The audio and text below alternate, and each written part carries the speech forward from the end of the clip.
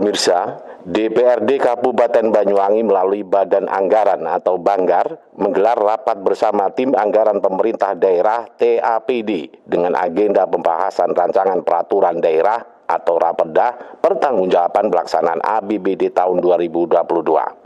Rapat Banggar dipimpin Wakil Ketua DPRD Michael Edi Haryanto, diikuti anggota dan dihadiri Ketua TAPD sekaligus Sekretaris Kabupaten Banyuwangi Mujiono bersama jajaran. Usai rapat Banggar, Michael Edi Haryanto menyampaikan secara normatif Raperda pertanggungjawaban pelaksanaan APBD tahun 2022 telah sesuai dengan peraturan perundang-undangan. Badan Pemeriksa Keuangan BPK telah memberikan opini wajar tanpa pengecualian atau WTP untuk yang ke-11 kalinya terhadap pemeriksaan laporan keuangan pemerintah daerah. Michael Edi Haryanto menyampaikan, intinya LKPD Banyuwangi tahun 2022 dianggap sudah baik. Namun demikian, menurutnya, pihak legislatif harus tetap mencermati beberapa kesalahan-kesalahan kecil agar ke depan lebih baik. Michael juga menambahkan, meski telah memperoleh opini WTP, pemerintah daerah wajib menindaklanjuti rekomendasi yang disampaikan oleh BPK dalam laporan hasil pemeriksaan atau LHP. Salah satu contohnya, Dinas Pekerjaan Umum yang masih dan ada yang perlu diperbaiki, di antaranya terkait kekurangan volume, kelebihan pembayaran, atau keterlambatan penyelesaian pekerjaan atas pekerjaan belanja modal dan barang. Tidak hanya itu, Ketua DPC Partai Demokrat Banyuwangi ini juga butuh penjelasan secara detail terkait dengan tidak tercapainya penerimaan retribusi daerah, pengelolaan kekayaan daerah hingga defisit anggaran di tahun 2022 lalu. Sebab perekonomian sudah dianggap membaik, namun kenapa PAD-nya masih belum maksimal, khususnya di retribusi daerah. Michael dalam waktu dekat ini juga akan memanggil sejumlah pihak terkait dengan bantuan sosial yang dianggap masih kurang maksimal dalam teknis pendistribusiannya terhadap warga miskin. Jadi hari ini adalah rapat antara Banggar DPRD dengan eksekutif, yaitu membahas tentang pertanggungjawaban Bupati anggaran tahun 2022. Mulai kemarin dan sekarang ini jawaban dari Bupati ini. Ada hal-hal yang perlu diperhatikan, ya, koreksi kepada pemerintahan supaya kedepannya itu lebih baik lagi. Banyak dan alhamdulillah lah penilaian dari BPK juga, tapi kan mengoreksi berdasarkan laporan dari BPK, rekomendasi dari BPK. Ya, untuk tahun 2022 rekomendasinya ada tapi nggak banyak dan tidak terlalu signifikan, sehingga kami hanya memberikan motivasi dan support kepada eksekutif untuk lebih meningkatkan kinerja berikutnya.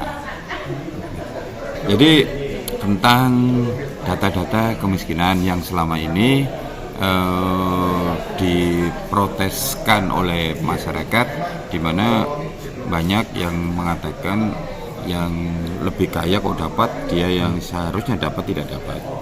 Sehingga kita mengklirkan dalam waktu dekat ini akan saya panggil supaya dari mana benang-benang kusutnya ini di mana, dari pihak dinas sosial berdasarkan dari desa, kepala desanya. Kepala desa juga menyatakan bahwa benar semua itu sesuai dengan kenyataan bahwa yang miskin, yang tidak kan gitu kan. Karena saling menuding, menyalahkan, dan waktu dekat ini akan kita panggil antara dinas sosial dan juga kepala desa serta operator bantuan-bantuan itu yang menginput data-data orang-orang itu, sehingga meluruskan. Ya, kan selama ini kan tahun-tahun tidak pernah selesai, saling menuding kesalahan, siapa yang salah itu. Sehingga besok itu dalam waktu dekat ini kami akan mengundang. Jadi kita akan samakan persepsi itu siapa sebenarnya yang salah gitu. Sementara itu, Sekretaris Daerah Mujiono selaku Ketua TAPD menyampaikan, sebenarnya Raperda pertanggungjawaban pelaksanaan APBD tahun 2022 telah dijelaskan secara gamblang dalam rapat paripurna Dewan, mulai dari nota penjelasan, pandangan umum fraksi, hingga jawaban eksekutif yang membahas mengenai rancangannya. Diakui oleh Mujiono, pada intinya, Dewan meminta kepada pemerintah daerah untuk memaksimalkan kinerja pendapatan asli daerah khususnya di sektor retribusi daerah. Untuk menindaklanjuti hal tersebut, pihaknya akan meminta Satuan Kerja Perangkat Daerah atau SKPD melakukan terobosan dan perbaikan guna meningkatkan tercapainya pendapatan daerah terutama sektor retribusi daerah. Melaksanakan pemeliharaan atau memperbarui fasilitas, sarana, dan prasarana objek retribusi dengan harapan mampu meningkatkan pencapaian penerimaan. Selain itu, pihak eksekutif akan menyegerakan menyusun proyeksi pendapatan sesuai dengan indikator makroekonomi, kebijakan yang berlaku serta potensi yang ada dengan membuat peta potensi dan pemanfaatan database. Apa buat masyarakat?